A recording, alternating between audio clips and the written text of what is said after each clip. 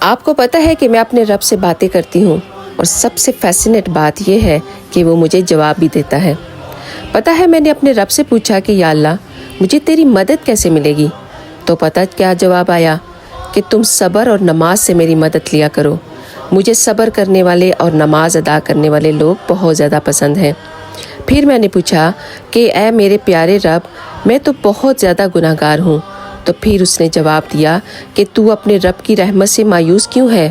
میری رحمت تو ہر وقت تیرے اوپر رہتی ہے، تو بس مجھے سچے دل سے پکارتی رہو، میں تیرے سارے گناہوں کو بخش دوں گا، بلکہ نہ صرف بخشوں گا ان کو نیکیوں میں بھی تبدیل کر دوں گا۔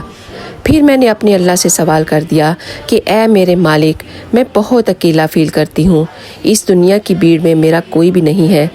تو پتہ اللہ سبحانہ و تعالیٰ نے کیا ارشاد فرمایا، کہا تمہیں پتہ نہیں کہ بے شک میں تمہاری شارک سے بھی زیادہ قریب ہوں۔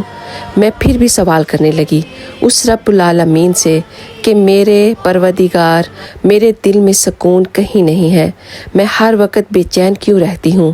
وہ میرے دل میں اتر کر مجھے جواب دینے لگا کہ اے میرے پیارے بندو، دلوں کا سکون میں نے اپنے ذکر میں رکھا ہوا ہے، اگر تم اسے باہر تلاش کرو گے تو ہرگز چین نہیں پا سکو گے۔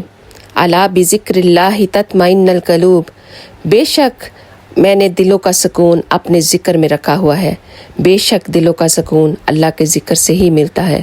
وہ کہتا ہے تم مجھے یاد کرو میں تمہیں یاد کروں گا۔